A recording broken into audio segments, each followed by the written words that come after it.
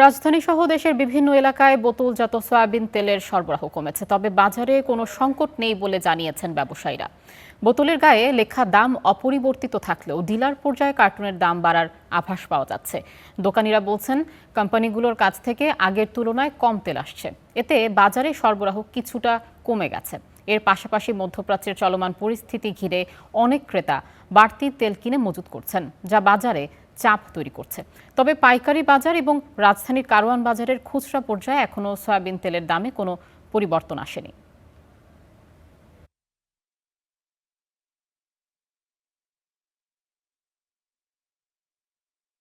দর্শক, যেমনটা জানাচ্ছিলাম, রাজধানী সহ দেশের বিভিন্ন এলাকায় বোতলজাত সয়াবিন তেলের সরবরাহ কমেছে। বাজারে ভোজ্য তেলের সর্বশেষ পরিস্থিতি জানাতে রাজধানীর কারওয়ান বাজার থেকে সরাসরি যুক্ত হচ্ছেন সহকর্মী মুন্নাফ।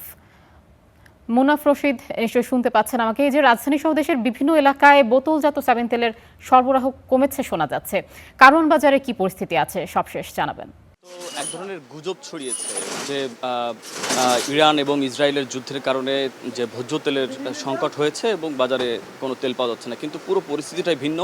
আমি পুরো কারওয়ান বাজারের এই যে কিচেন মার্কেটের 2 তলায় আছি এবং সেখানে আমার এখানে যে বড় একটি ডিলার রয়েছে, এই ডিলারের কোনো ধরনের তেলের কোনো ঘাটতি নেই। তবে এটা একটা বিষয় যে মূল কোম্পানি যারা তেল আমদানি করেন বা প্রস্তুত করেন, সেখান থেকে কিছুটা সরবরাহ কমেছে, তবে সংকট তৈরি হয়নি এবং কোনো ধরনের দামও বাড়ানো হয়নি। গতকাল বাণিজ্যমন্ত্রী কিন্তু বলেছিল যে তেলের পর্যাপ্ত পরিমাণ মজুদ রয়েছে, কোনো ধরনের সংকট এখনও পর্যন্ত তৈরি হয়নি এবং সামনে যে মজুদ রয়েছে সেই মজুদ দিয়ে আরও বেশ কিছুদিন চলবে, ফলে সংকটের কোনো সম্ভাবনা নেই। তবে সাধারণ মানুষ যারা ক্রেতা রয়েছে, ভোক্তা, তারা কিন্তু একটা বিষয় মাথায় নিয়ে তারা কেনাকাটা বা এই তেলের ক্রয়টা বাড়িয়ে দিয়েছেন। তারা ভাবছেন, অনেকের সাথে কথা বলেছি, তারা ভাবছেন যে এই তেলের সংকট তৈরি হচ্ছে বা হতে যাচ্ছে, এজন্য তারা বেশি বেশি ক্রয় করছেন। আজকেও একজনের সাথে কথা বলেছিলাম, এখান থেকে তেল তিনি কিনে নিয়ে যাচ্ছেন, অতিরিক্ত 5 লিটার বোতল তিনি কিনে নিয়ে যাচ্ছেন।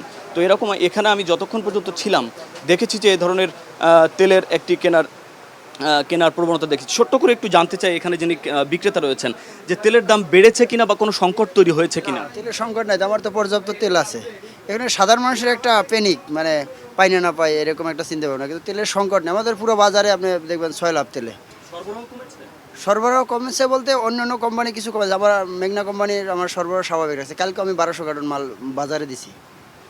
তো এই যে সরবরাহ কিন্তু কমেনি, অর্থাৎ সরবরাহ যেটা থাকার কথা সেভাবেই রয়েছে। কিছুটা হয়তো বা তারা 10টা চাচ্ছেন, সেখান থেকে হয়তো বা 2টা কমিয়ে দিচ্ছেন। তো এই ফলে আসলে কোনো ধরনের সংকট তৈরি হয়নি, দামের ক্ষেত্রে কোনো ধরনের প্রভাব পড়েনি এবং সাধারণ মানুষকে এই অতিরিক্ত কেনা থেকে বিরত থাকার কথা বলা হচ্ছে সরকারের পক্ষ থেকে এবং ব্যবসায়ীরাও সেটি বলছেন। তো এই ছিল আমার কাছে ভোজ্য তেলের সর্বশেষ খবরাখবর। মুনাফ, আপনাকে ধন্যবাদ।